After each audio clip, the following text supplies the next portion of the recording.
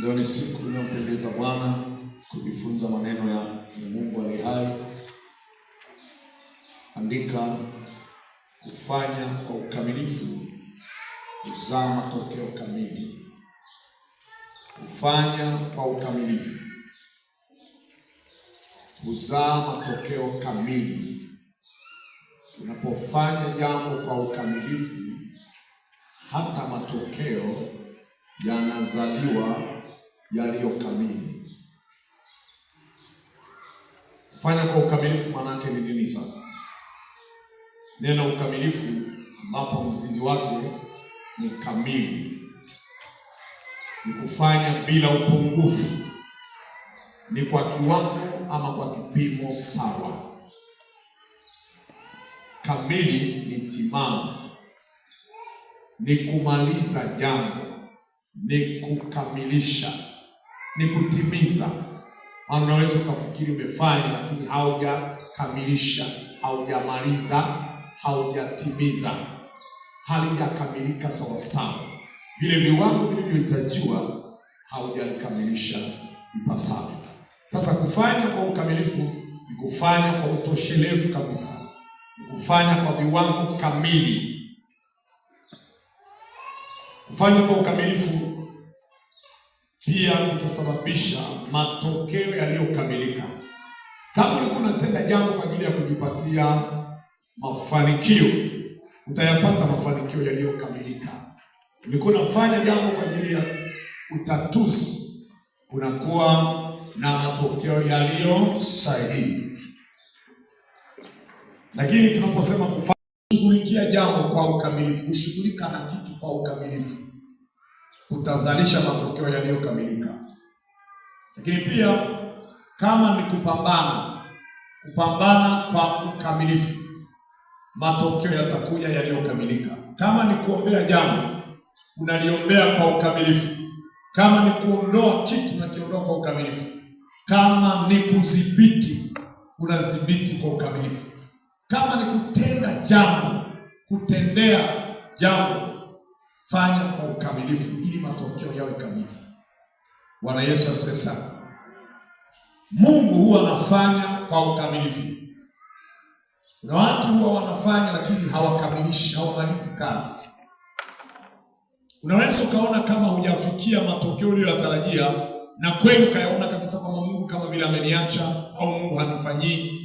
Kumbe kuna mahali wewe haujamaliza kazi, hujatimiza wajibu kikamilifu, hujawajibika kikamilifu, na ndio maana matokeo hayajaja kama ulivyotarajia, kwa sababu wewe haujakamilisha kitu. Kuna watu wanafikiri wanamtumikia Mungu kwa viwango anavyovitaka. Nilisema na watu Ijumaa, kufanya kiroho, wewe ni mtu wa rohoni. Unapofanya kazi ya Mungu katika hali ya kiroho, utayaona matokeo. Apandaye katika roho atavuna uzima.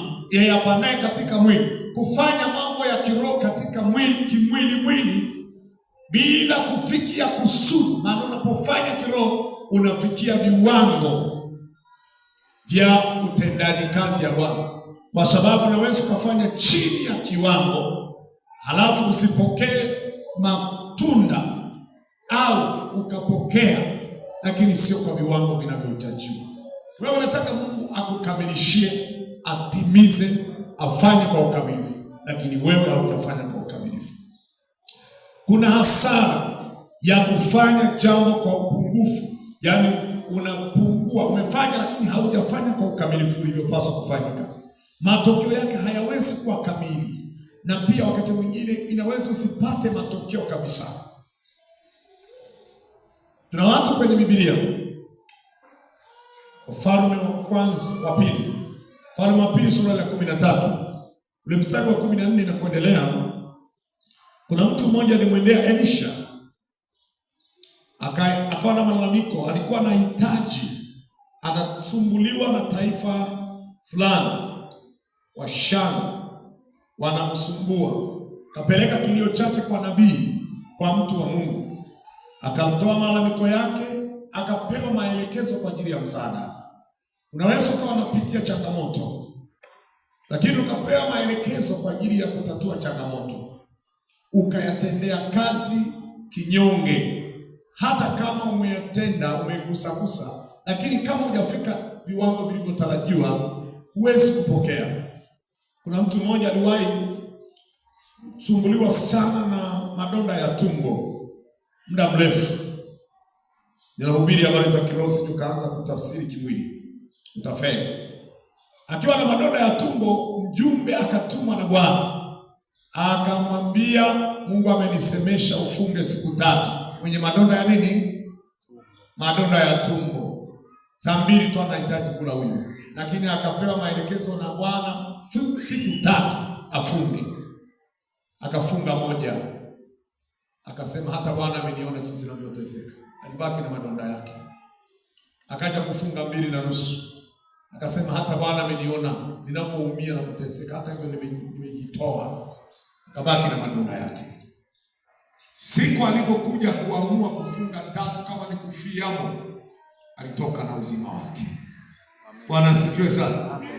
Ni rahisi sana kuanza kulaumu Mungu. Nimeomba sana, hajaonekana.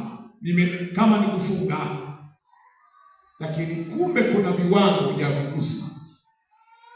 Bwana asifiwe. Sio hoja maadamu umeyafanya maelekezo, lakini kama umeyafanya hujayakabidhi kwa upungufu, hautapokea matokeo yaliyokusudiwa. Bwana asifiwe. Alichokifanya, akaambiwa chukua uta upige maadui zako. Huyu bwana, Wafalme wa Pili 13 mstari wa 14. Akapiga mara ya kwanza, akaona nimefanya kazi ngumu sana, ngoja nifanye tena. Akafanya tena, akafikiri nimefanya kwa juhudi sana. Akapiga mara ya 3, akarelax, akasema nimemaliza kazi. Kumbe sio viwango vya kutokomeza adui, bado vita itaendelea kuwepo pamoja na kuchukua hatua. Biblia inasema, basi Elisha alikuwa ameshikwa na ugonjwa wake uliomuua, naye Yehoashi mfalme wa Israeli akateremka amtazame, akamlilia mbele yake, akasema, baba yangu, baba yangu, gari la Israeli na wapanda farasi wake. Elisha akamwambia, toa uta na mishale, naye akatoa uta na mishale. Akamwambia mfalme wa Israeli, weka mkono wako katika uta, naye akaweka mkono wake juu yake. Elisha akaweka mikono yake juu ya mkono ya mfalme, maana yake akategemeza mikono ya mfalme. Mtumishi wa Bwana naye akaweka mikono yake, huyo ameshika uta, naye mtumishi akaweka mikono, maana yake akamtegemeza. Akasema, lifungue dirisha linaloelekea mashariki. Akalifungua. Basi Elisha akasema, piga. Akapiga. Akasema, mshale wa Bwana wa kushinda, na mshale wa kushinda Shamu, kwa maana utawapiga wa Shamu katika Afeki hata utakapoangamiza. Akasema, itwae mishale. Akaitwaa. Akamwambia mfalme wa Israeli, piga chini. Akaipiga nchi mara 3, akaacha. Yule mtu wa Mungu akamkasirikia, akasema, ingalikupasa kupiga mara 5 au 6 au mara 6, ndipo ungalipiga Shamu hata kuiangamiza, bali sasa utaipiga Shamu mara 3 tu. Alafu baadaye utajiimarisha, utajitia nguvu, utakuwa na vita tena na hawa watu. Ina maana makosa, ndio maana Elisha akamkasirikia. Ina maana pale amekasirishwa na ubebaji wa jukumu alomkabisi, hakutimiza kikamilifu. Alipaswa ashughulike kabisa, ikiwezekana mpaka usikie kengele inayosema yatosha, au now it is enough. Ukisikia sauti inakwambia yatosha, basi utaisikiaje? Unashughulika na jambo mpaka unasikia amani. Unashughulika na jambo mpaka inatokea sauti nyingine. Yaani ulisikia usemi, lakini unashughulika mpaka usikie tena usemi. Kuna mtu mmoja kwenye Biblia aliambiwa, Yusufu, mchukue Mariamu na mtoto ukimbilie Misri, maana Herode anatafuta kuwa mtoto. Alifunga safari, akaondoka. Hakurudi mpaka aliposikia taarifa tena, malaika akamtokea, akamwambia, sasa unaweza kurudi, aliyekuwa anatafuta mtoto ameshakufa. Sasa jifanye mkaa siku 2 urudi huko kwenu. Alafu yule aliyekuwa anatafuta mtoto anasema amerudi, tunamsikia yuko sehemu. Nini atakachokufanya? Utajikuta umerudi, madhara yatakupata, hata kama Mungu alikuwa ametoa njia ya kukuponya naye. Kwa sababu ya uzembe, kwa sababu ya kutozingatia, ukajikuta umefeli. Usipofanya kwa ukamilifu, matokeo yanaweza yakawa tofauti na kilichokusudiwa. Hata Mungu amekusudia kumwokoa Rutu na familia yake, maelekezo akiyasimamia kwa ukamilifu, atakuwa amepona. Hasa inatokea mtu mmoja anageuka nyuma. Umeambiwa nenda, usigeuke nyuma mpaka nitakapoambia geuka. Maana yake alipaswa kwenda mita mbali zaidi, na mpaka Mungu ajaseme geuka. Sasa wakati Mungu ana maelekezo ya kwenda bila kugeuka, yeye anageuka. Hata kama Mungu alikusudia kumponya, hapokei ule uponyaji, anabaki kuwa mzo ya chumvi mpaka leo. Unaweza ukamlaumu Mungu hakumwokoa Rutu na familia yake. Mungu alifanya kazi yake, lakini Rutu na mke wake hakuchukua maelekezo sawasawa kikamilifu. Aliyechukua kizembe, aliyechukua kwa unyonge na udhaifu. Ila Mungu nia yake ni nzuri kabisa, na Mungu anajitosheleza, anaweza kufanya kabisa yote aliyokuahidi. Mungu anaweza kuyatimiza. Vile vyote alivyowahi Mungu kukuambia, mimi ni Mungu aliye hai, nitakufanyia, anaweza kufanya, wala usiweke doubt, kwa sababu yeye hasemi uongo. Shida ni sisi wenyewe, tunabeba maelekezo kwa unyonge, sio kwa ukamilifu. Bwana asifiwe sana. Amen. Elisha akalaumu sana, ulipaswa kupiga mara 5-6 hivi, lakini wewe umekomea mara 3. Utawashinda maadui kwa muda, lakini utafika muda watakushinda. Ila mimi nilikupa dawa, nilikupa maelekezo yangekomesha tatizo, lisingeinuka tena mara ya pili. Ila sasa litainuka tena. Umetumia nguvu ya kupambana ili kujiokoa kwenye jambo, lakini unapewa taarifa ili jambo halijaisha. Maana wewe hujamaliza kazi, halijamalizika, halijaisha kwa ukamilifu, maana wewe hukamilisha kazi. Wakati mwingine ufikiri mara 2. Yako mambo ama zako ama za adui, wewe ukamwacha adui akasurvive, basi itakuwa zako. Kwenye kitabu cha Hesabu 33 mstari wa 51 mpaka 56, lakini kuna mistari miwili ile ya mwisho unayosoma hiyo, ule wa 55 na 56. Anasema maneno haya kwa muhtasari: lakini kama hamtaki kuwafukuza wenyeji, mimi sitawafukuza, nitawaacha wawe tanzi, wawe miiba, wawe sindano machoni, sijui, na watawasumbua katika ile nchi mnayoikaa. Na kisha itakuwa kama nilivyokusudia kuwatenda wao, nitawatenda ninyi. Unajua, unaweza ukawekewa jambo ulifanye wewe, alafu wewe ukalichifanya kizembe au usilifanye, likazaa matokeo hasi, badala ya kwamba ungefanya kingezaa matokeo chanya kwa manufaa yako. Ni muhimu sana kuelewa Mungu anataka tusimame na tufanye kwa ukamilifu, ili matokeo yaje yaliyokamilika upande wa wema, sio yaliyokamilika kwa upande wa ubaya. Tuangalie maeneo machache ya kututhibitishia Mungu ya kwamba yeye anafanya kazi yake kikamilifu. Shida tunabaki sisi. Wengi wanafika mahali wanasema Mungu huyu naye ana upendeleo, au Mungu hana uwezo, au Mungu limemshinda. Mungu huwa anafanya kwa ukamilifu. Ukamilifu kwenye Biblia kuna neno lilitumika mara 7. Fanya mara 7. Ilikuwa inatokea mara kwa mara, maelekezo ya kutenda mara 7. Namba ya ukamilifu, namba 7 ni ukamilifu. Hata kama imekomea mara 3, lakini kama ni ukamilifu, lakini ajenda namba 7 ni namba ya ukamilifu. Namba ya ukamilifu, kufanya mara 7 ni kufanya kwa ukamilifu. Mungu yeye hufanya kikamilifu mambo yake. hufanya kikamilifu, huwa hafanyi nusu. Ana uwezo wa kutoa kikamilifu, anaweza kujibu kikamilifu, anatendea kikamilifu, anaadhibu kikamilifu, anatetea kikamilifu, anaponya kikamilifu, analipa kikamilifu. Mungu yeye kazi zake ni kamili. Analipa kikamilifu, anaadhibu, akiamua kuadhibu, anaadhibu kikamilifu. Akiamua kutetea, anatetea kikamilifu. Akiamua kusaidia, kikamilifu. Bwana wetu Yesu asifiwe. Haleluya. Hebu tumwangalie Bwana jinsi anavyotenda kikamilifu. Tuone tu kitabu cha Mambo ya Walawi 21 mstari wa 18 na wa 28. Tutasoma hiyo mstari kwa kurukaruka, ule wa 18 hadi wa 28. Mungu yeye huwa anafanya mambo yake kikamilifu. Usije ukafikiri Mungu anafanya mambo kwa upungufu.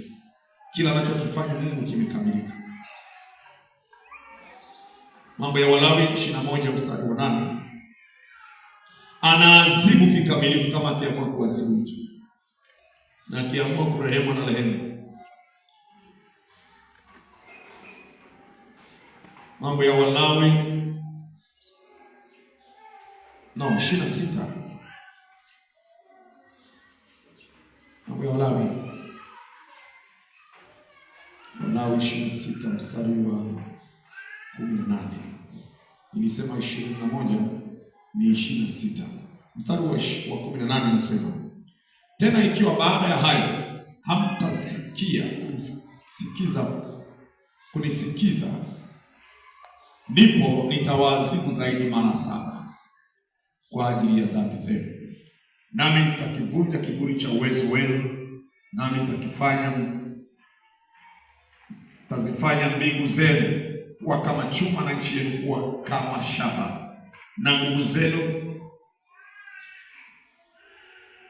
tazitumia bure, kwa kuwa ninyi nchi yenu haitazaa mazao yake, wala miti ya nchi haitazaa matunda yake. Nanyi ikiwa mwaenenda kinyume changu, wala hamtaki kunisikiliza, nitaleta mapigo mara 7 zaidi juu yenu, kama dhambi zenu zilivyo. Kwenye ni msomo wa 28. Anasema, ndipo nami nitakwenda kwa kuwashikia ninyi kinyume katika ghadhabu yangu, nami nitawaadhibu mara 7 kwa dhambi zenu. Nilikuwa nakuonyesha tu mara 7 Mungu anatoa malipo, anaadhibu mara 7, anatenda kwa ukamilifu kwa ajili ya kile mtu amefanya. Kama ni dhambi, Mungu anamlipa mtu kikamilifu. Kwa hiyo Mungu yeye anasema atafanya mara 7, atafanya mara 7, anamaanisha kwamba ana uwezo wa kufanya jambo kwa ukamilifu. Kumbuka pia neno la Mungu limekamilishwa, yaani limehakikiwa mara 7. Zaburi 12 mstari wa 6, neno limehakikiwa mara 7. Kwa lugha aliyotumia, limethibitishwa mara 7. Ina maana neno lake Mungu analoliachilia lina nguvu kamili inayoweza kuzalisha matokeo. Hata ukihubiriwa neno la Mungu, lile neno la Mungu ni kamili. Ukilibeba na kulifanyia kazi kama lilivyokuelekeza, limebeba kitu kikamilifu. Kama linamuonya mtu na akaamua kwenda kama jinsi linavyomuonya, basi limebeba matokeo kamili. Kama lina ushauri uliokamilika, litazalisha matokeo kamili. Kama linamsaidia neno la msaada, limebeba msaada uliokamili ndani yake. Na unapomtumikia Mungu, mtumikie kikamilifu tu. Wale wanaomsifu na kumwimbia Mungu, mwimbie Bwana kikamilifu. Zaburi inasema kwa habari ya uimbaji, Zaburi ya 119 mstari wa 16, ule wa 164. Zaburi ya 119 mstari wa 164. Nitakusifu mara 7. Nitakusifu mara 7. Hapo ni siku moja. Anamaanisha nitakuabudu, nitakuadhimisha, nitakuinua, nitakusifu kikamilifu. Na akifanya hivyo, Mungu ataonekana na atamsaidia kwenye maisha yake. Mungu anawalipa watu kikamilifu katika kila jambo. Unapotenda kwa Mungu, tambua Mungu analipa kikamilifu. Zaburi ya 79 mstari 1:12. Mstari huo mmoja unasema walipe kikamilifu. Tutasoma maombi ya mtu mmoja baadaye. Walipe mara 7. Kulipwa mara 7 ni kulipwa kikamilifu. Kwa hiyo utapokea matokeo yaliyo kamili. Kikamilifu ni viwango vya mwisho kabisa. Viwango vya mwisho kabisa kwa sababu amefanya mara 7, yaani kwa viwango vyote. Hata maadui wanafahamu kwamba mara 7 inamaanisha nini na wanaweza kuitumia. Hebu tuangalie maeneo machache yanayosemea mara 7 yalivyotenda matokeo yenye tija. Tuangalie kitabu cha Wafalme wa Kwanza. Tumpate mtu mmoja anaitwa Naaman. Wafalme wa Pili sura ile ya 4 mstari wa 10 hadi wa 14. Sura ya 5. Wafalme wa Pili sura ya 5 mstari ule wa 10 hadi wa 14. Wafalme wa Pili sura ya 5 mstari wa 10 hadi wa 14. Mungu alitoa maelekezo ya mara 7. Elisha akatoa maelekezo na kumwambia Naaman, tatizo lilo nalo, nenda ukatatue kwa staili hii, nenda kashughulikie kwa namna hii, kafanye kwa ukamilifu. Akamwambia nenda kajichovye mara 7 mto Jordan. Yeye akabisha. Ukibisha unabaki na changamoto yako, maana umekataa msaada uliopewa, umekataa maelekezo ambayo yanakuweka kuwa huru. Na ndipo akaenda baada ya kushauriwa, kajichonge mara ya kwanza, ukoma uko pale pale. Mara ya pili, tatizo liko pale pale. Mara ya 3, tatizo liko pale pale. Ya 4 liko pale pale. Ya hizi matokeo yakaja yaliyokamilika. Kuna watu wanaweza kusema nimeomba sana, kumbe tu umegusa mara 1, umegusa mara 2, umegusa hata umegusa mara 5, lakini maelekezo, viwango vilivyohitajiwa vya ukamilifu hujafikia. Unaweza ukajikuta unabaki na changamoto, lakini Mungu sabila yake ni kutoa kwa changamoto hiyo. Kwa hiyo alipojichora ni kujiosha kikamilifu.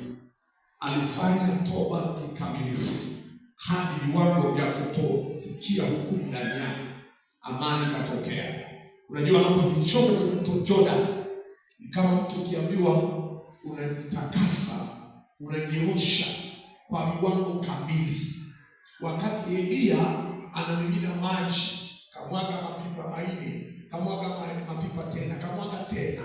Ukiyahesabu hayo mapipa yalikuwa 12. Lakini hata wale wana wa Israeli kabila 12, hayo mawe yaliyokuwa pale mawe 12, alikuwa anawaosha kila mmoja kwa ukamilifu. Kama ni toba ya mmoja, atakaswa kikamilifu. Hakuna aliyewekewa nusu pipa. Toba mbele za Bwana, kusibaki na mabaki ya hukumu ndani. Unaomba mpaka unahisi mzigo, unasikia amani kwako, umetua mzigo, umeshughulika na jambo mpaka amani inatokea. Wakati mwingine kuna mtu anaweza kusema nasikia amani, kumbe amechoka kuomba. Kumbe anarumuliwa na adui, aache kuendelea kumuumiza adui. Kuna watu wanashughulika lakini anasema siku hizi hata sina amani ya kuliombea. Namba limeisha sasa. Namba. Vitu vya Mungu vya uhakika havina namba. Yaani kama limefanyika, basi kuna maelekezo kamili ya kudhibitisha kwamba limemalizika. Kama Mungu alisema mchukue mtoto ukimbilie Misri, Sikiliza mpaka aseme mtoe sasa. Usilazimishe kurudi namba ameshakuwa shwari sasa hizi. Nafikiri pameshakuwa hata yeye atakuwa amesahau.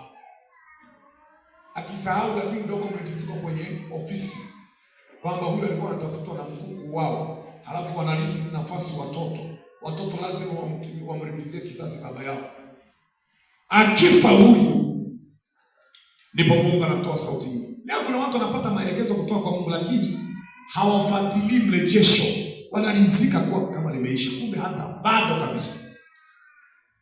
Huyo Naamani tunaona kwenye sura hiyo alipata msaada kwa sababu alitimiza maelekezo kwa ukamilifu.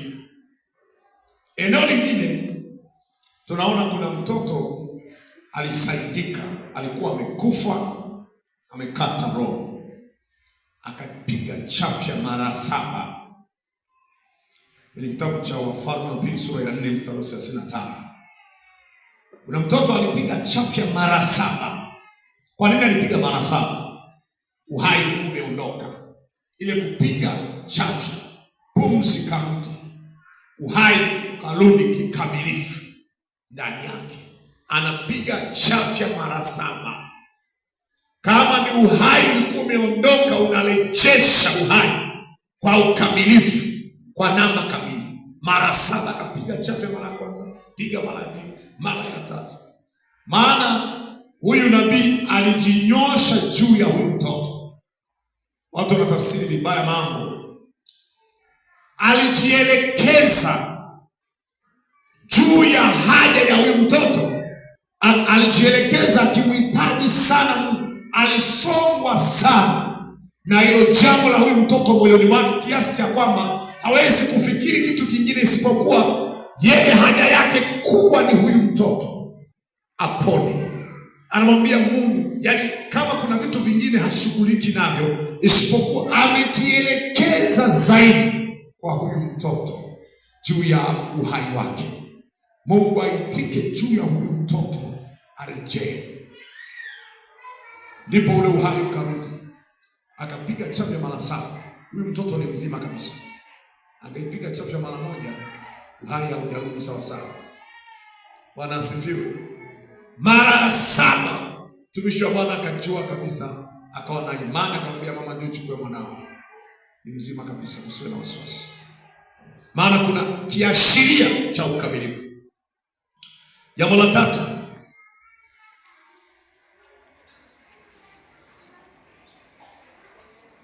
ni juu ya kuzunguka Yeriko.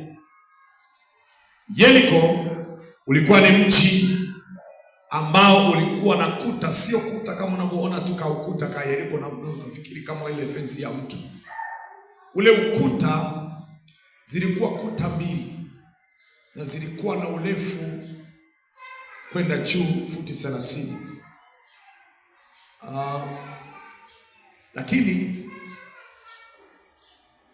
bado zilikuwa na unene futi 6 mpaka 9. Ule ukuta mmoja unadhaniwa kwamba ulikuwa na unene wa futi 9. Futi 9, unajua wewe mwenyewe hapo futi zako kama sio 5 ni 4. Kulikuwa na ule ukuta wa kwanza ulikuwa na uwezo wa kupita gari. Lakini kulikuwa na ule ukuta mwingine ulikuwa na uwezo wa kupishana magari mawili juu yake. Kwa hiyo sio ka ukuta, ni ukuta. Kutoka hapo mpaka hapa pengine gari zinaweza kupishana. Kwa hiyo usifikiri tu ka ukuta ka Yeriko. Ukaenda pale tunazunguka na kuimba kakadondoka. Ukuta wa maana. Alafu sio simenti ya siku hizi. Matofali ukilirusha inasambaratika. Mawe imara kabisa.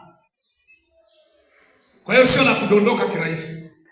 Linaangushwa kwa maelekezo tu ya kuzunguka mara 7. Hata kama tatizo limejiimarisha kiasi gani, changamoto imejiimarisha kiasi gani, lakini maelekezo ukiyafanyia kazi kikamilifu, hakuna tatizo litabaki. Hakuna shida itabaki. Hakuna jambo litasalia. Wakazunguka siku ya kwanza, akaambia wasunguke mara moja, na ya pili mara moja, na ya tatu. Siku ya 7 wazunguke mara 7. Yoshua 6 mstari wa 4 hadi wa 27. Ule wa 4 unatoa maelekezo, wa 15 hadi wa 27. Tunaweza tusisome baadhi ya maelekezo kwa sababu yanafahamika kwamba ukuta wa Yeriko ulizungukwa. Siku ya mwisho walizunguka mara 7. Walipozunguka mara 7 wakapiga kelele, halafu mji ukadondoka. Tayari ushindi ukatokea. Vipi kama wangezunguka mara 1? Vipi kama wangejitahidi wakazunguka mara 5? Vipi kama hata wangeenda mpaka mara 6? Ukuta ungebaki vile vile. Wewe unaweza kuwa unashughulikia mambo, lakini inawezekana hujaenda viwango vya mara 7. Hujaenda viwango kamilifu. Bwana Yesu asifiwe sana. Kilichotokea baada ya kufanya jambo kwa ukamilifu, kilichotokea, ukuta ulidondoka. Wakamshangilia Bwana, wakamwazimisha Bwana. Zile kelele za ushindi kutokea kwenye vinywa vyao, kuna matamko wanayofanya. Kwa nini yule alikuwa anapiga mshale wa shami anatamka na maneno? Kwa nini hao wanaozunguka ukuta mwishoni wanapiga makelele? Yale makelele kwenye vinywa vyao sio tu makelele, yamebeba matamko yaliyobeba nguvu ndani yake. Wanashangilia ushindi, lakini wanatabiri ushindi. Unajua, unaweza ukajikuta maombi kupitia kinywa chako. Usipoomba kwa ukamilifu, unaweza ukaonekana ni mtu usiyepokea majibu kwa Bwana. Ila Mungu ni mwaminifu sana kwa wote wanaomtafuta, kuwafanyia kwa ukamilifu. Walipozunguka mji wa Yeriko mara 7, matokeo yaliyotokea ni kamili, na matamko ambayo yaliendelea baada ya ukuta kuanguka. Hata mtumishi wa Bwana alisema atakayeanzisha ukuta huu ataweka msingi wa kufiliwa na mwanae wa kwanza, na ataweka milango yake hadi kufanya finish kwa kufiliwa na mtoto wa mwisho. Aliwahi kujaribu mtu kwanza kujenga Yeriko. Alipoweka msingi, mtoto akafariki, akaahirisha. Ina maana kilichozalishwa na ukamilifu wa maelekezo ni kamili. Ndiyo maana hata ukijaribu kutaka kurejeshea tena tatizo ambalo Bwana ameshalimaliza, kwa sababu kuna mtu amemaliza maelekezo, hutoweza. Maana Mungu anajua hili nimemaliza. Alichokikosea yule alienda kwa Elisha kwamba amepiga mara 3, alibakiza tatizo. Likijirudia usiulize, ni wewe ukulimaliza, ukufanya kikamilifu. Kuna walokole wengi hawajawahi kumaliza vita, hawajawahi kumaliza changamoto zao, hawajawahi kukamilisha maelekezo. Kila wakifanya hawafikii vile viwango alivyokusudia Bwana. Bwana Yesu asifiwe sana.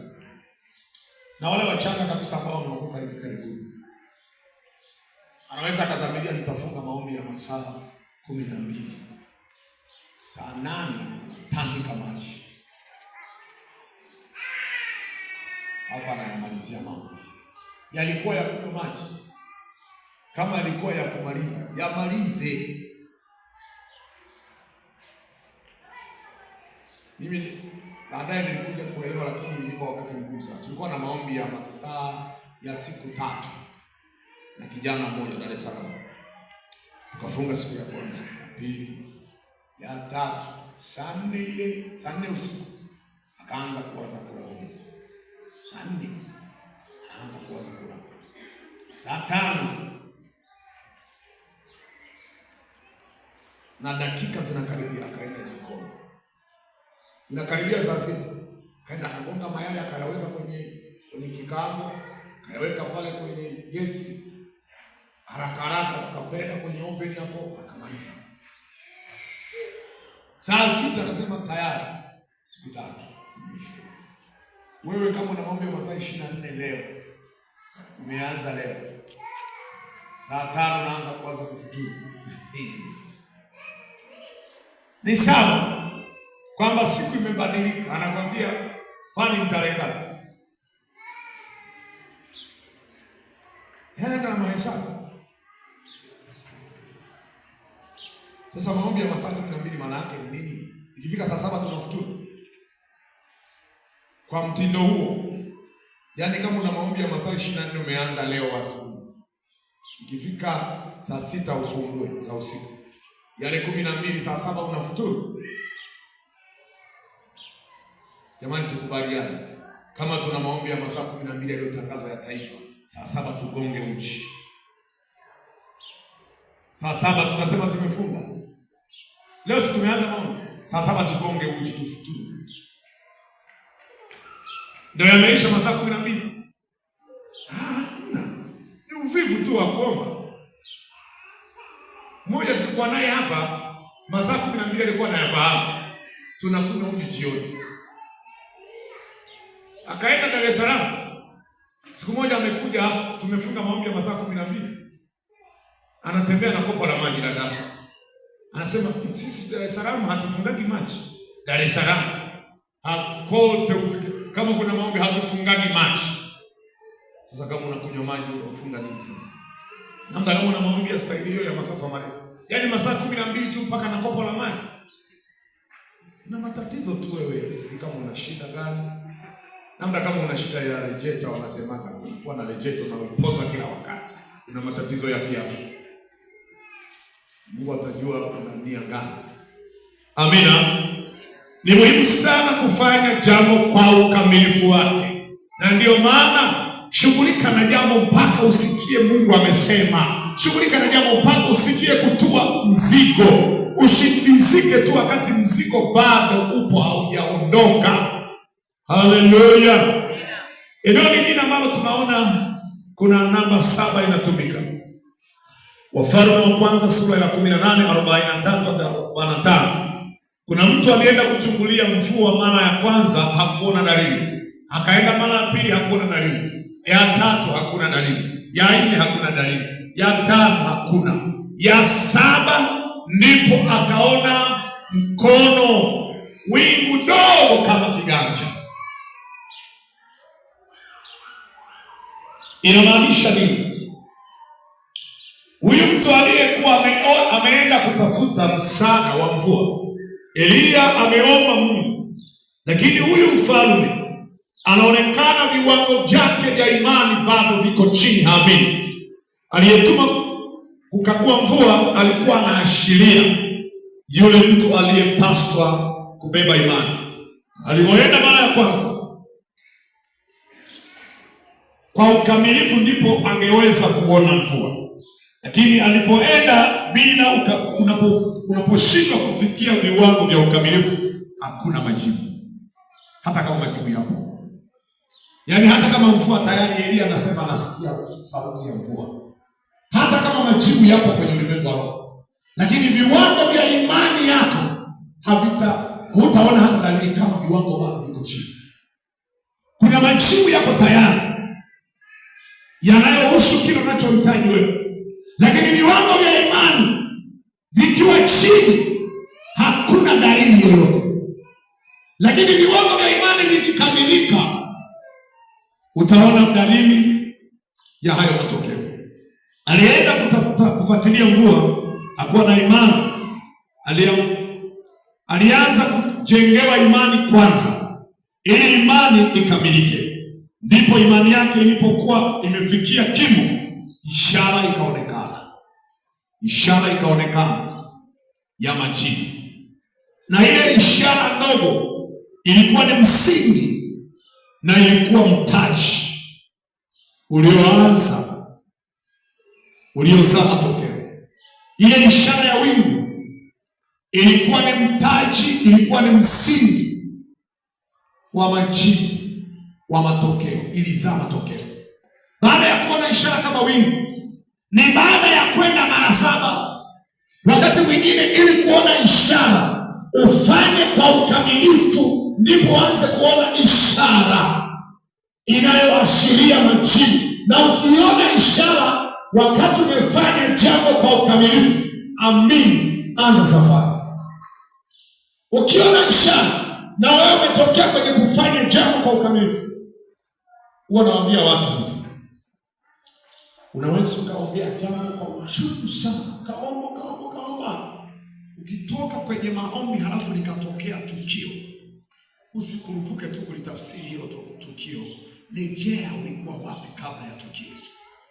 Bwana asifiwe sana. Kwamba mbona imetokea hivi baada ya mimi kutoka kwenye maombi? Kwa nini imetokea hivi? Baada ya mimi kutoka kwenye maombi naona kuna ishara imenichanganya. Kuna tukio fulani linaashiria jambo fulani. Kwa nini kabla sijaomba hapakuwa na kiashiria cha namna hiyo? Ujue yale maombi ambayo umeyapeleka kwa ukamilifu yameanza kuzaa matokeo. Sema matokeo hayawezi yakaja kama unavyotaka wakati mwingine. Mungu anaweza, kwa mfano, unaweza ukawa unaombea kazi, alafu umeomba sana, ile unamaliza, unaombea kazi, umeajiriwa, unaomba Mungu akusaidie pengine upandishwe cheo, alafu unatoka kwenye maombi unafukuzwa kazi. Unaionaje hiyo? Bwana, naomba nipandishe viwango, au Mungu naomba nipandishwe vyeo, Mungu nipa mshahara upande. Alafu unamaliza maombi yako ya siku za kutosha hizo umejiwekea, barua inakuja mpaka sasa una kasi.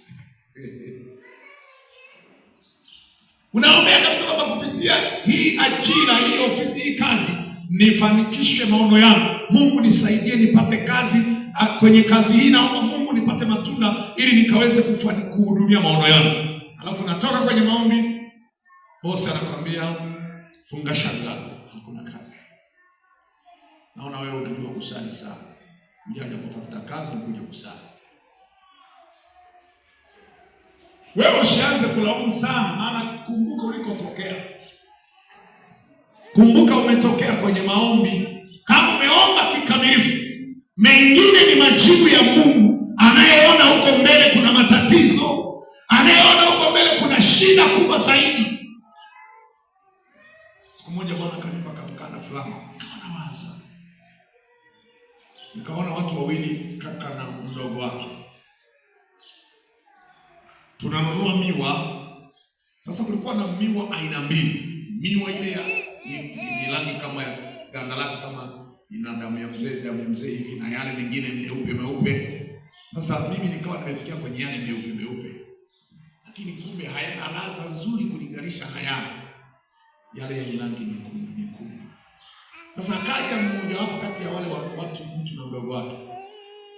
Akaniambia, mchungaji, unakula hili? Hamna, haya.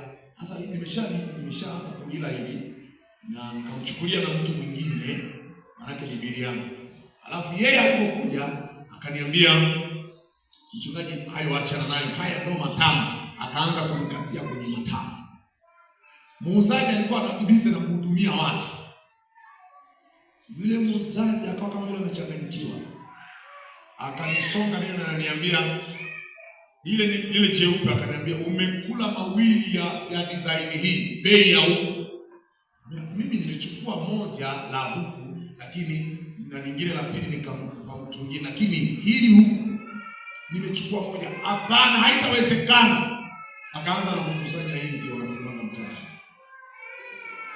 Yaani ukitaka kumwambia uanze kumuelewesha, hamna, lipa hela yangu. Sasa baadaye akatokea mmoja wapo, mtu mmoja naye ni shemasi, akatokea akasema, ngoja tudeshi kama tunaenda, ili aone kama tunafanya haraka tumlipe hela yake alipokee. Wakaanza kama wanadeshi kwenda. Sasa wale kaka wawili wake na yule shemasi, mimi nikasema, mbona huyu anakataa kukupa maelekezo ili mlipe sahihi? Haya, nikamuuliza, kwa bili hiyo kwa bili nasoma shilingi 3,000 kama ningelipa yale vizuri. Haya ilikuwa nauzwa 500 yale ya huku. Kule palikuwa panauzwa 1,100 kwenye yale matano.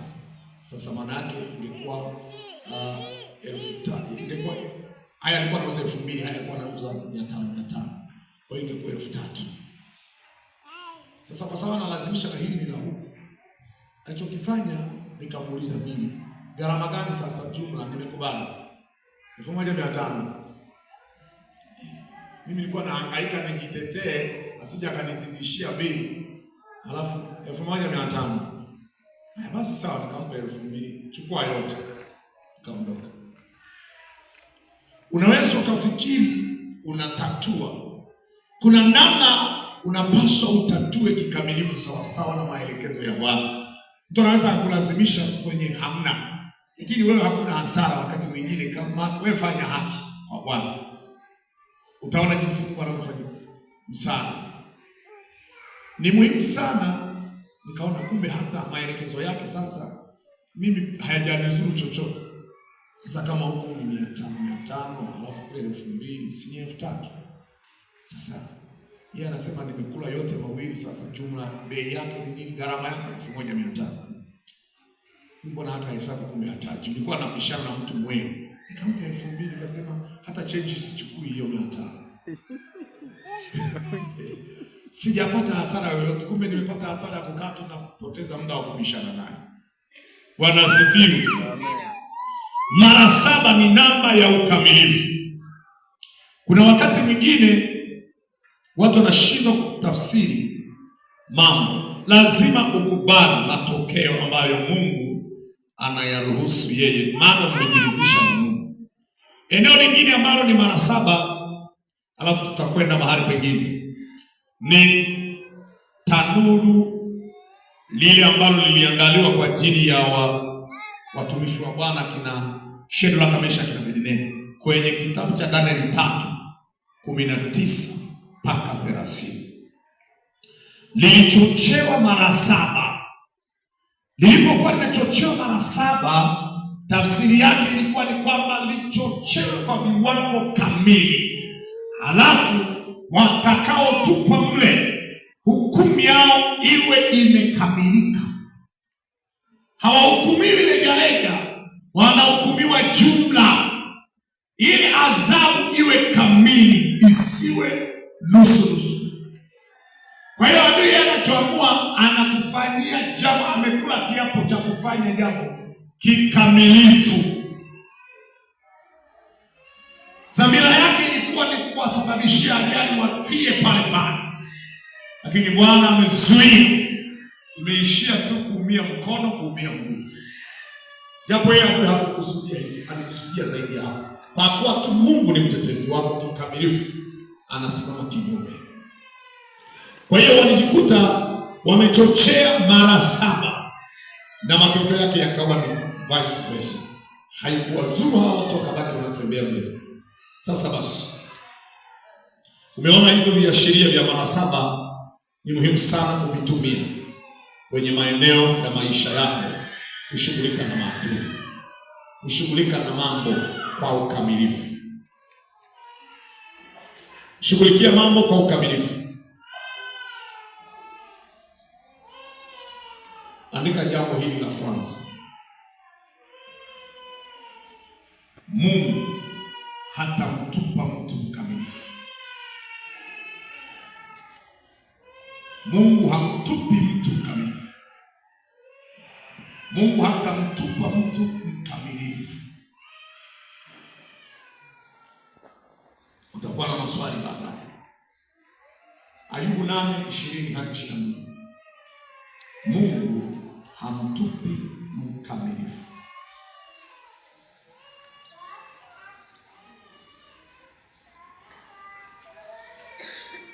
Kitabu hicho cha Ayubu 8:20-22. Ayubu 8.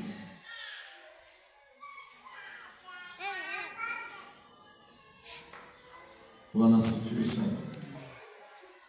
Ayubu 8:20-22 nasema, tazama, Mungu hatamtupa mtu mkamilifu, wala hatawadhibitisha watendao uovu. Bado atakijaza kicheko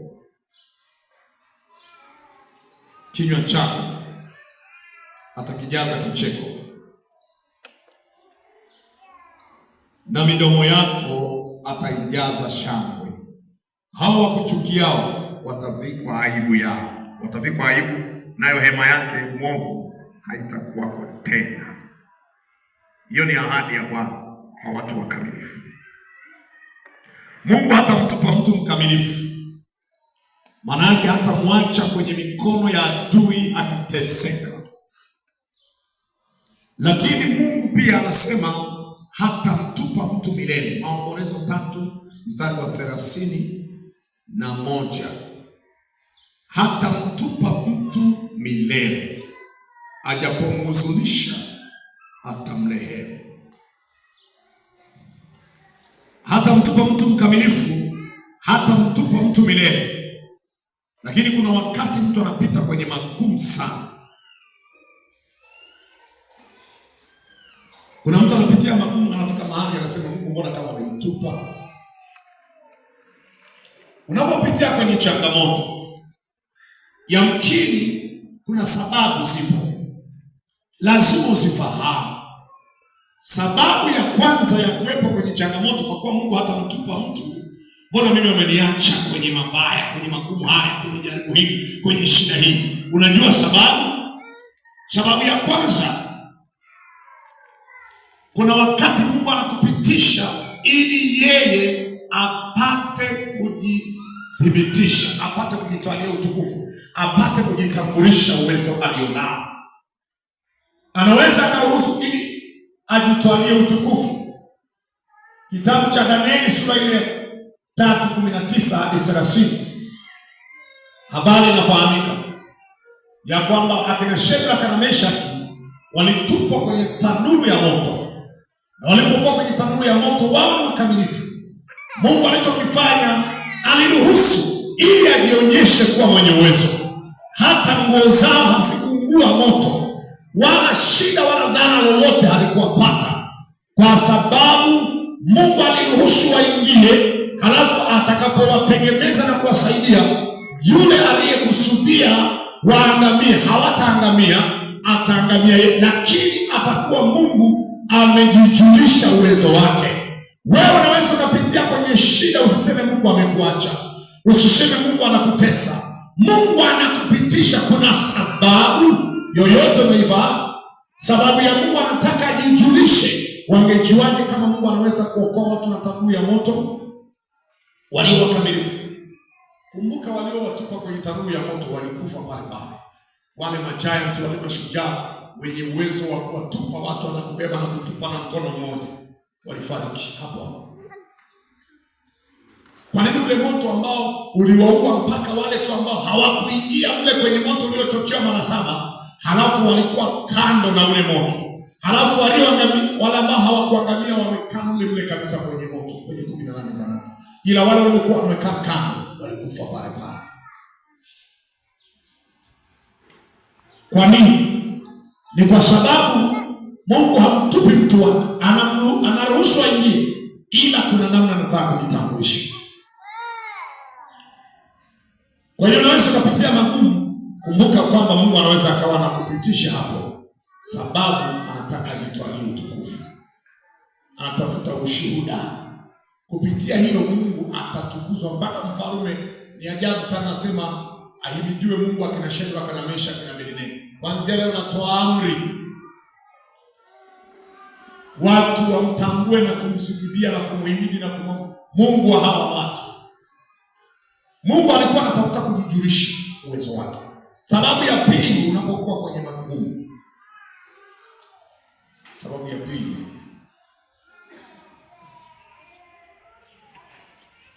ukamilifu kinyume chake ni upungufu. Yaani ukamilifu ni ile hali ya kutokuwa na upungufu wote. Sasa upungufu unaweza ukasababisha ukaingia kwenye shida. Hamtupi mtu mkamilifu, hamwachi mtu mkamilifu kwenye tabu. Unaweza ukapita kwenye tabu kwa sababu tu kuna mambo hujakamilisha. Unaweza ukakaa kwenye eneo fulani, kwenye pito fulani, kumbe kuna mambo yamepelea, yamepungua, hakuna ukamilifu fulani. Vitu vidogo vidogo vile unavyoviona kama kumbe yale mapungufu kidogo ndio yanasababisha wewe unaendelea kubaki kwenye tatizo. Sio kwamba eti una matatizo, una madhambi makubwa yanasababisha wewe unapita kwenye shida. Kuna upungufu, kuna upungufu tu. Huitikii maelekezo kikamilifu, unabeba mambo kinyonge, unachukulia kawaida. Kuna namna tu ya kupuuza vitu. kutokujali tu kitu fulani, unaacha kujali, kumbe ni maelekezo ya Mungu yafanyie kazi. Unaweza kupuuza tu hata ibada, hiyo ni ibada, taenda Jumapili. Unapuuza, unachukulia kawaida. Business as usual. Kumbe vile vitu unavyochukulia kawaida vinatambulisha sasa wewe una upungufu. Kwa kupungua huko unafungua milango ya adui kukushambulia. Hata adui anapata nafasi ya kuendelea kukandamiza. Kwa kuwa Mungu hamtupi mtu mkamilifu, anaweza kumtupa mtu ambaye si mkamilifu. Ni muhimu sana kufahamu hivyo. Kwa sababu kama mtu mkamilifu, je, wewe ni mkamilifu? Inawezekana kuna maeneo unakwaya. Na ndio maana kuna vitu haviendi. Ni muhimu sasa kuyaimarisha yanayotaka kufa ili uwe salama zaidi. Jambo la tatu la kuwepo kwenye shida na changamoto ni dhambi. Sema hapo, dhambi. Dhambi. Na mtu amenyamaza tangu tuingia hapo. Sema dhambi. Dhambi inaweza kusababisha mtu kuwa kwenye shida, kwenye matatizo. Japokuwa sio wote walio kwenye shida kwa sababu ya dhambi, lakini matatizo mengine ni dhambi. Matatizo mengine ni upungufu.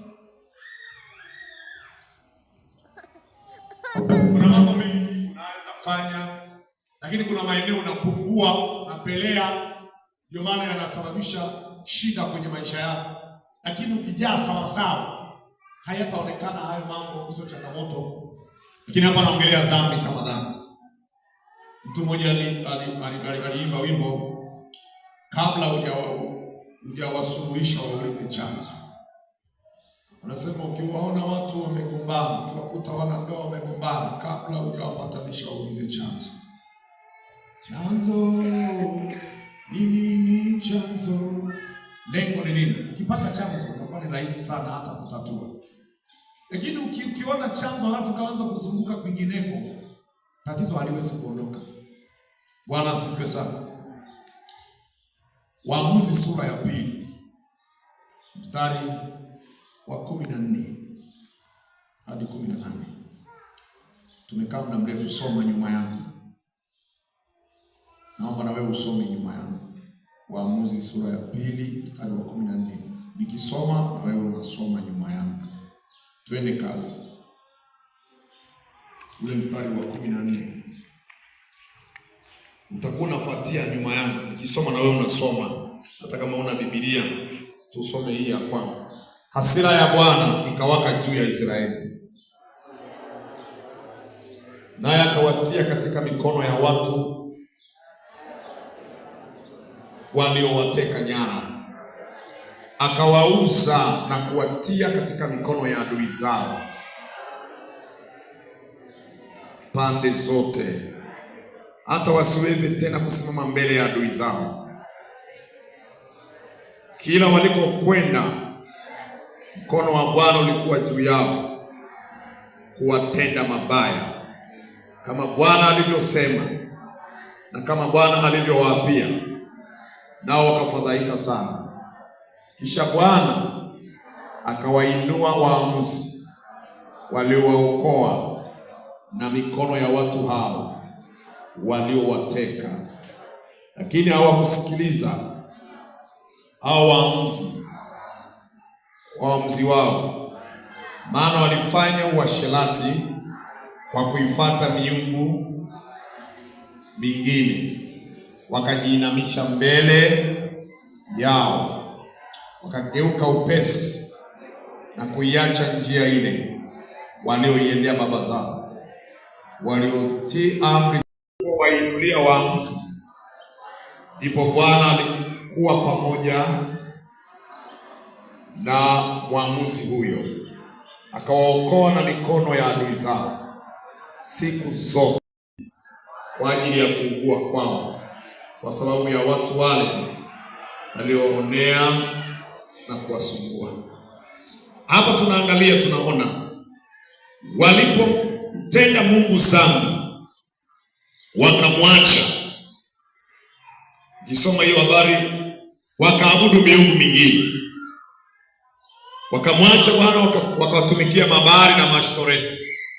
Ndipo Mungu akawaacha mikononi mwa adui zao, akawatupa mikononi mwa adui zao. Wamefanya dhambi, akawaacha mikononi mwa maadui. Unapofanya dhambi, Mungu anakutupa mikononi mwa maadui, anakuacha mikononi mwa adui zako, na maadui anawaruhusu kukutendea mabaya. Lakini ukimrudia Mungu, ndipo Mungu sasa anawaambia maadui, msimguse huyu mtu wangu. Kwa hiyo kuna sababu za kujikuta mtu anaachwa. Sasa ukiwa kwenye tabu hiyo, utahitaji kumlilia Mungu kulingana na upungufu ulioko, kulingana na changamoto iliyoko. Kuna watu walipomlilia Mungu, sasa Mungu ndipo akawakumbuka, akawasaidia, akawatoa kwenye tabu yao. Sababu nyingine ya kupita kwenye changamoto ni kufundishwa vita. Sababu nyingine ya kuwa kwenye changamoto, kwenye jaribu, kwenye ziki, kwenye mpito fulani ni kufundishwa vita na Bwana. Waamuzi 3 mstari wa 1 hadi ule wa 2. Basi haya ndiyo mataifa ambayo Bwana aliwaacha. Tusome wote. Basi haya ndiyo mataifa ambayo Bwana aliwaacha ili awajaribu Israeli kwa hao. Yaani awajaribu hao wote ambao hawakuvijua vita vyote vya Kanaani, ili kwamba vizazi vya wana wa Israeli wapate kujua, ili kuwafundisha vita, hasa wao ambao hawakujua vita kabla ya wakati ule. Kuna mtu anapitia mahali, kumbe Mungu tu anakufundisha vita. Wewe unasema Mungu ameniacha, Mungu anipendi, au kwa sababu ya maovu niliona. Hakuna uovu. Wewe unafundishwa nini? Mbona sasa vita mimi haviishi? Bado hujafaulu, si unafundishwa? Kwani ukiwa unafundishwa kama hujafaulu, si bado mwalimu anaendelea kukufundisha? Kama umekosa, si bado masahisho unaendelea kufanya? Hatutahama topic mpaka umeelewa. Na ndio Mungu anataka somo likae vizuri kabisa, kikamilifu. Hatuhami topic mpaka umeelewa. Leo ni miaka 7 najirudia mle mle. Hatutahama topic mpaka umeelewa. Umfahamu Mungu vizuri. Kama una kila kikupa mtihani unafeli, rudia darasa hilo hilo. Ni zaidi ya marudio haya ya kwamba amefeli la 4 anarudi tena. Hivi mwalimu anafeli mara ngapi ndio mnamwambia basi aende tu sasa la 5? Mara 2. Kwa hiyo kwamba huyu ameshakuwa hivyo hivyo. Hata tukimkalisha miaka yote. Mara 2 tu. Mungu mara 7 kwa ukamilifu. Nyinyi afadhali mara 7. Hakikisha umeelewa. Kama utaelewa basi naishi hapo. Kuna mtu anatembea na changamoto miaka 20 na anaomba, lakini hajafikia viwango vya kukamilisha, miaka yote atabaki. Kwa hiyo Mungu anapomfundisha mtu kitu mpaka akielewe, na hawezi kukupa muujiza wakati ushuhuda haujapangika vizuri, mpaka ujue chanzo cha tatizo, mazingira yaliyokuwa yanapelekea endelea kubaki, mazingira kutoka. Mungu anatuwazia mema. Haleluya. Kwa hiyo unaweza ukapitia kwenye shida, ndugu yangu, kaanza kulalamika, kumbe Mungu imempendeza akupitishe kwenye darasa ujue vita, ili kesho waje watu washinde vita wakiwa wanalifa kwenye vita yako, wanaangalia na kutohoa fulani aliweza. Leo unaweza ukaanza kusema tu wana wa Eli, Mungu wa Elia. Unajua Elia alipitia mangapi mpaka alikuwa anajiombea na kufa, lakini hafi mpaka kazi ishe. Haya, Mungu aliyemsaidia hata Ayubu alipita magumu kamshindia. Haya, wewe bado sasa mtihani aliyokuwa anaipita Ayubu bado anamalizia. Bwana Mungu wa Shadraka na Meshaki kwenye tanuru ya moto walitupwa. Mungu wa Ibrahimu, hao nao wataja wanashuhuda, wanasifiwe sana. Ibrahimu amechinja mwanaye, amebeba kisu, amedhamiria kuchinja mwanaye. Yaliyotokea yametokea, lakini alikuwa amedhamiria kuchinja. Ametembea miaka mingi, hana mtoto, ameambiwa wanajaza choo, swala la kawaida tu. Mpaka anafika, kuna mahali unapita panakatisha tamaa. Maadamu Mungu anakupitisha, usianze kuwahi kulaumu mtu. Wewe simamia maelekezo tu kikamilifu. Bwana Yesu asifiwe sana. Utavuka na utashinda. Sasa andika jambo la pili. Nilikwambia uandike la kwanza. Mungu hamtupi mtu. Andika hili la pili na la mwisho. Hata kusahau. Mungu hata sahau watu wake. Mungu hata wasahau watu wake, wala hata waacha. Hayo maandiko yako kwenye kitabu cha Isaya 49 mstari ule wa 14 hadi 16. Tusome wote. Isaya sura ile ya 49 mstari wa 14 hadi 15. Bali Sayuni alisema, Yehova ameniacha, Bwana amenisahau. Je, mwanamke aweza kumsahau mtoto wake anyonyaye, hata asimhurumie mwana wa tumbo lake? Naam, hawa waweza kusahau, lakini mimi sitakusahau wewe. Tazama, nimekuchora katika vitanga vya mikono yangu. Kuta zako ziko mbele zangu daima. Amen.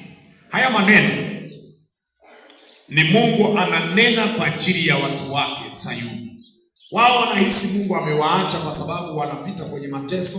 Kama ni magonjwa yameendelea kuwepo, kama ni changamoto za uchumi zimeendelea kuwepo, kama ni changamoto za mapito zimeendelea kuwepo, kama ni shida kwenye ndoa bado zimeendelea kuwepo. Wanahisi Mungu amewaacha. Mungu hawaachi. Mungu hawatupi. Hata kama ni kwa sababu ya dhambi, ajapowahuzunisha atawarehemu. Kwa rehema zake hatuangamii, endapo wao watazitafuta rehema kikamilifu. Kwa sababu wana wa Israeli walipomwacha Mungu aliwarehemu, na walipomwacha aliwatupa mikononi mwa adui. Walipomrudia aliwarudi. Unajua Mungu ni mvumilivu sana kwao.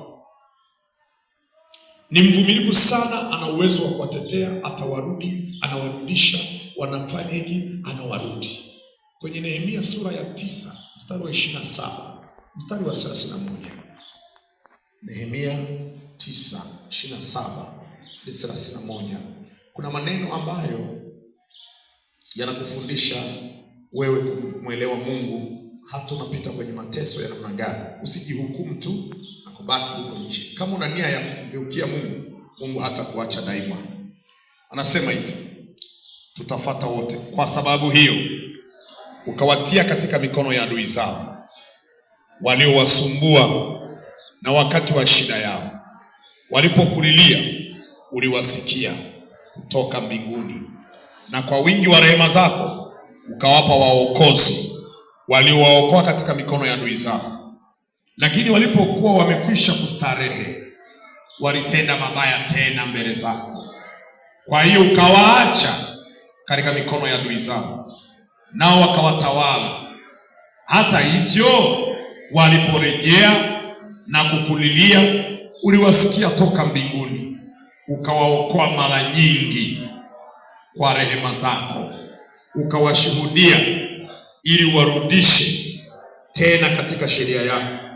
Lakini walitakabari, wasisikilize amri zako, bali wakaziharifu hukumu zako, ambazo mtu akizitenda ataishi katika hizo. Nao wakayaondoa mabega yao, wakafanya shingo zao kuwa ngumu, wasitake kusikiliza. Lakini miaka mingi ukachukuliana nao, nawe ukawashuhudia kwa roho yako, kwa vinywa vya manabii wako, wao wasitake kusikiliza. Kwa hiyo ukawatia katika mikono ya watu wa nchi, ila kwa rehema zako nyingi hukuwakomesha kabisa, wala kuwaacha, kwa maana wewe u Mungu mwenye neema, mwenye rehema. Hata walipofanikiwa wakajisahau, walipostarehe wakamwacha tena, akawarudi mara nyingi. Walipokumbuka kumlilia Mungu waliwakumbuka. Ila wewe ndugu yangu, kama hata kumlilia Mungu akurehemu katika hayo haukumbuki, hamna. Kuna watu wengine nasema basi Mungu anisamehe, Yesu ni warehemu, basi sasa amnisamehe tu sasa. Yaani ni kama mtu unawasuluhisha, alafu unamwambia waombane msamaha. Anisamehe tu sasa. Nisamehe tu sasa. Ni kama sio ya ndani. Basi kama alivyosema tu msuluhishi, afanye hivyo mke wangu, afanye hivyo mume wangu. Omba msamaha. Bwana asifiwe sana. Mungu anawarehemu watu wake, hawatupi milele. Kwenye Maombolezo 3:30 na kuendelea hapo, Mungu hatamtupa mtu milele, ajapomhuzunisha atamrehemu. Mungu hatawaacha watu wake, wala hatawaacha, ila mngoje Bwana. Wakati Mungu anakusaidia, mngoje Bwana, hata kutupa milele. Mwambie Bwana, Mungu ni mwaminifu sana, atasimamia ahadi zake. Tuendelee kwenye kitabu cha Isaya 49. Tunakwenda kumaliza 49. Niruhusu niendelee mimi mwenyewe ili nifike ninakokwenda. Mstari wa 17 mpaka wa 20. Watafanya haraka hao wakuharibu, nao waliokufanya ukiwa watatoka kwako. Inua macho yako utazame pande zote, hao wote wanajikusanya na kukujia, kama niishivyo, asema Bwana. Hakika utajivika na hao watu kama kwa uzuri, nawe utajifungia hao kama bibi harusi. Maana katika habari za mahali pako palipokuwa ukiwa, pasipokaliwa na watu, na nchi yako iliyoharibika, hakika sasa utakuwa mwembamba isiwatoshe. Hakika sasa utakuwa mwembamba, ile eneo litakuwa halitoshi, isiwatoshe wenyeji wako, nao waliokumeza watakuwa mbali. Watoto ulionyang'anya watasema masikioni mwako, manake watarudishwa. Mahali hapa ni pembamba, hapa ni toshi, nipe nafasi nipate kukaa. Ndipo utasema moyoni mwako, ni nani aliyenizalia watoto hawa, na mimi nimefiwa na watoto wangu, nami ni peke yangu, nimehamishwa, ni natangatanga huko na huku. Tena ni nani aliyowalea hawa? Tazama, naliachwa peke yangu. Hawa je, walikuwa wapi? Bwana Mungu asema hivi, tazama, nitawainulia mataifa mkono wangu, na kuwatwekea kabila za watu bendera yangu, nao wataleta wana wako vifuani mwao, na binti zako watachukuliwa mabegani mwao, na wafalme watakuwa baba zako za kulea, na malkia zao mama zako za kulea. Watainama mbele yako kifudifudi na kulamba mavumbi ya miguu yako, nao utajua ya kuwa mimi ni Bwana, tena waningojeao hawatatahayarika. Je, aliye hodari aweza kunyang'anywa mateka yake? Au jeshi lao waliofungwa halali wataokoka? Na Bwana asema hivi, hata jeshi la wafungwa wake aliye hodari watapokonywa mikononi mwake, na mateka yake aliye jabari yataokoka. Kwa maana nitateta na yeye atetaye nawe, nami nitawaletea wana wako wokovu, na hao wanaokuonea nitawalisha nyama yao wenyewe, na watalewa kwa kuinywa damu yao wenyewe kama kwa mvinyo mpya, na wote wenye mwili watajua ya kuwa mimi Bwana ni Mwokozi wako na mkombozi wako na mwenye enzi wa Yakobo. Hapo tunaona jinsi ambavyo Mungu anajitambulisha kutokea kwenye Mungu hawezi kuwaacha wala hawezi kuwatupa watu wake wala hawezi kuwasahau. Anawahakikishia usalama hata kama aliyewateka amejiimarisha namna gani, hata kama waliokuteka ni hodari kuliko wewe, lakini Mungu anasema hatakuacha wala hatakupungukia. Nini unapaswa kuelewa sasa? Wewe uliye kwenye mapito, mambo haya unapaswa kuyaelewa. Maombi yako yaweze kuelekezwa kwa Mungu kwa ukamilifu, lakini kwa ukamilifu kwa namna ipi? Kwa namna ambayo si kwamba umefanya ukachoka ukasema naona sasa nimetosha. Usiangalie muda, ila uangalie umetimiza kusudi. Bwana Yesu asifiwe sana. Mungu kwa habari ya watu wake wanahakikishiwa usalama wa kutosha, kwamba Bwana atawalinda, atawatetea. Tuone maombi ya mtumishi wa Mungu aliyokuwa anayaomba, ayaombapo ayaombe kwa ukamilifu, kama vile ambavyo unapaswa kuelewa mambo fulani kuyafanya kwa ukamilifu. Kitabu cha Zaburi ya 79 mstari wa kwanza hadi wa 13, nitakuonyesha maneno haya kwa uchache, halafu utaniruhusu nihubiri, halafu twende tumalize. 79. Mungu, mataifa wameingia katika urithi wako, wamelinajisi hekalu lako takatifu, wamefanya Yerusalemu chungu chungu, wameziacha maiti za watumishi wako ziwe chakula cha ndege wa angani, na miili ya watauwa wako iwe chakula cha wanyama wa nchi. Wamemwaga damu yao kama maji pande zote za Yerusalemu, wala hapakuwa na mazishi. Tumekuwa lawama kwa jirani zetu, mzaha na zihaka kwao wanaotuzunguka. Bwana, hata lini utaona hasira milele? Wivu wako utawaka kama moto, ukali wako wamwagie mataifa wasiokujua, na falme za hao wasiolitia jina lako. Kwa maana wamemla Yakobo na matuo yake wameyaharibu. Usikumbuke juu yetu maovu ya baba zetu, rehema zako zije kutulaki hima, kwa maana tumedhihirika sana.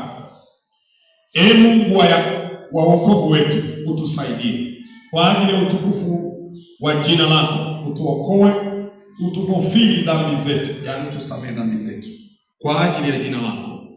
Kwa nini mataifa kusema yuko wapi Mungu wao? Kisasi cha damu ya watumishi wako iliyomwagika kijulike kati ya mataifa machoni petu. Kuugua kwake aliyefungwa na kuingia mbele zako kwa kadiri ya uwezo wa mkono wako. Wahifadhi wana wa mauti. Tafsiri yake, wahifadhi watu mbali na mauti. Walipe jirani zetu mara 7 vifuani mwao laumu zao walizokulaumu, Bwana. Na sisi tulio watu wako na kondoo za malisho yako tukushukuru milele. Tutazisimulia sifa zako kizazi kwa kizazi.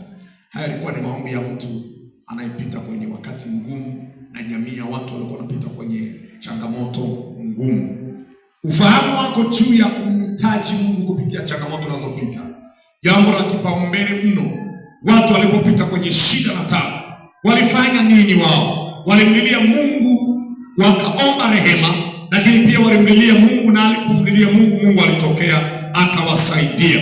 Utamliliaje Mungu sasa kwenye maisha yako unapopita kwenye shida na taabu?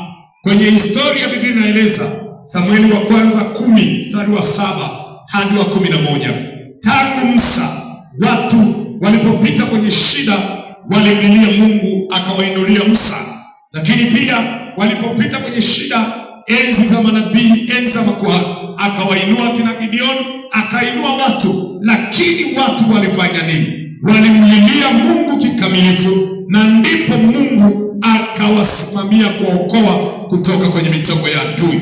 Kama kuna mahali unapaswa kufanya kikamilifu, ni katika kujiombea kutoka kwenye changamoto. Mungu ni mwaminifu. Hata mwizi akiiba, Bwana akamkamata, atamwambia atarudisha mara 7. Yule aliyeiba vitu vyako anaposhambuliwa na Mungu, atatema vitu. Kulipa mara 7 ni kulipa mali yote aliyonayo, ni kufilisiwa. Misali 6:31. Mwizi akipatikana, akijulikana, anarudisha mara 7, mali zake zote zinatwaliwa. Kumbe mara 7 ni kwa nguvu zote, kwa ukamilifu, bila kubakiza chochote. Kwa hiyo kama ni mara 7, unafanya jambo kwa ukamilifu.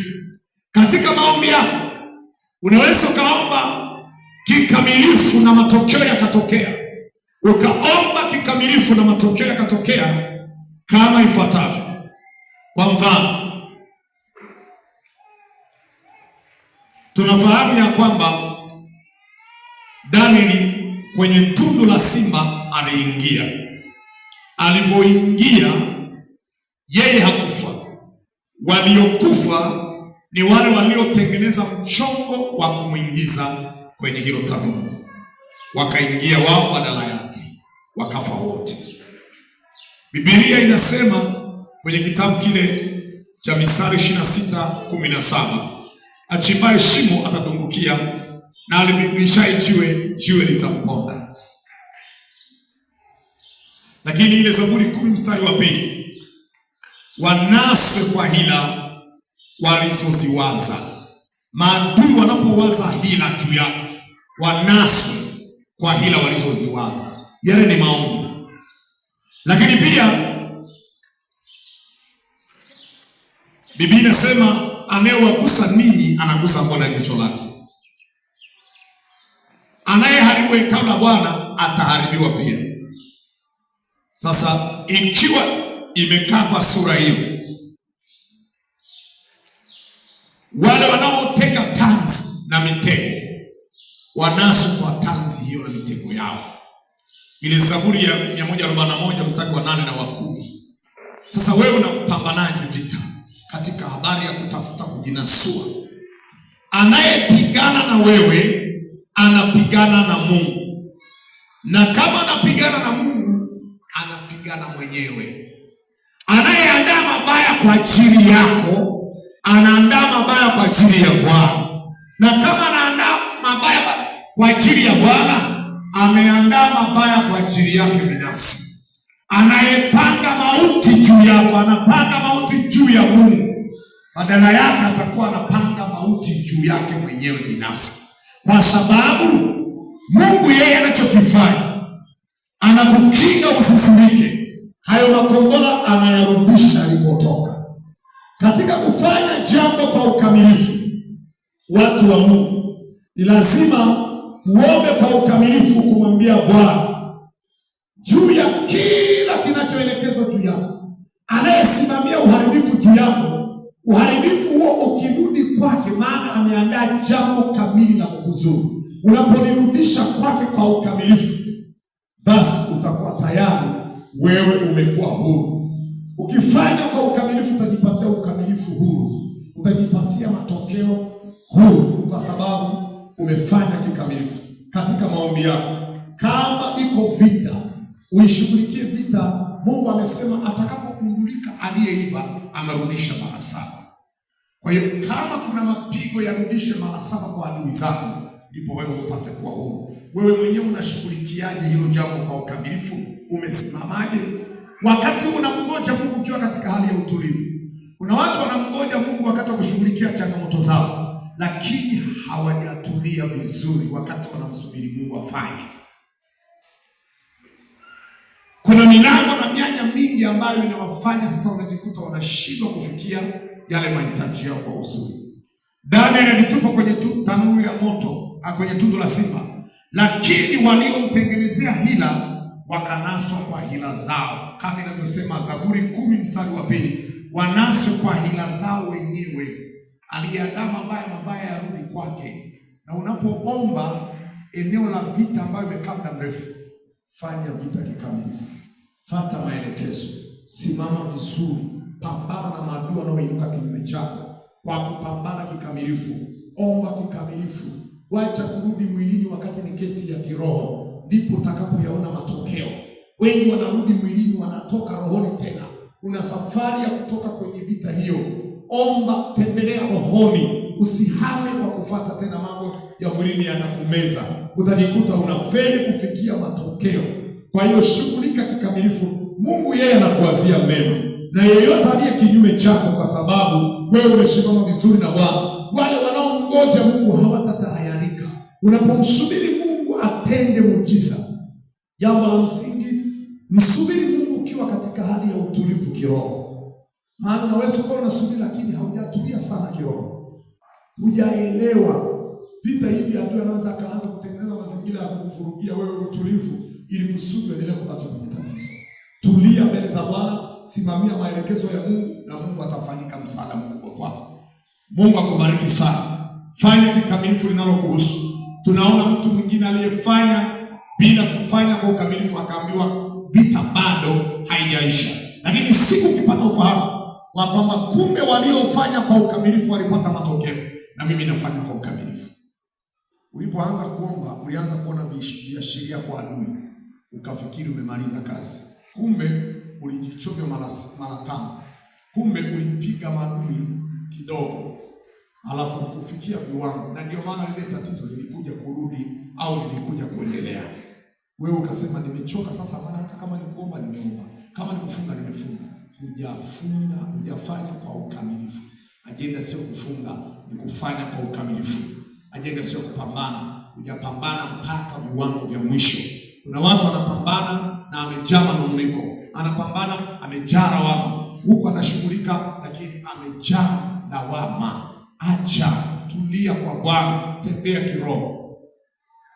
Anatembea huko amejazwa makwazo ndani ya moyo wake. Kuna vitu vingi vimejaa moyoni, ananung'unika lakini anashughulika na jambo. Uwe huru, ndipo hata unapoendelea kumtafuta Bwana uwe safi, kusiwe na dosari, kusiwe na kusiwe na jambo lolote linalokunyima ujasiri kusimama mbele za Bwana, na ndipo utaona matokeo. Shughulikia mambo kikamilifu. Mungu akikuonyesha jambo, simamia, shughulikia, fuatilia kwa ukamilifu. Kuna mambo mengi hayaishi kwenye maisha yetu kwa sababu sisi hatujafanya kwa nafasi yetu. Usimlaumu Mungu kwa lolote. Jikague kwanza kama umefanya kwa ukamilifu. Hata kama alikuonyesha changamoto, uliibebaje? Ulisimamiaje? Ulishughulikaje? Naomba tusimame. Shughulikia changamoto zako, utaona Bwana anakufanikisha. Ni wakati mzuri, inua mikono yako juu, mwambie Mungu akusaidie kumaliza wajibu aliokupa, akuwezeshe kukamilisha wajibu aliokupa.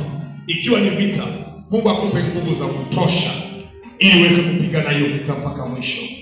Kama alisema upambane mpaka usikie amesema, uombe mpaka usikie amesema. Kama amebahatika kukusemesha kwa ajili ya hilo, endelea kumwambia Bwana akusemeshe kwa kuleta mrejesho kwa usalama zaidi. Ikiwa alikuonyesha ukaanza kuomba, usirizike bila kupata mrejesho. Shughulika mpaka viwango vya mwisho. Mwambie Mungu akusaidie umalize jukumu, umalize kazi, ufanye kwa ukamilifu. Nguvu ziwe nyingi za kumaliza jambo. Basi kila mtu aombe Mungu kwa ajili ya maisha yake, amsaidie kuweza kumaliza vyema, ahitimishe kile ambacho Mungu aliweka mbele yake. Umalize jukumu. Wewe mwenyewe ujione kabisa kwamba Mungu, kwenye hili mimi yamkini sijamaliza jukumu langu. Nahitaji kukamilisha, nahitaji kushinda, nahitaji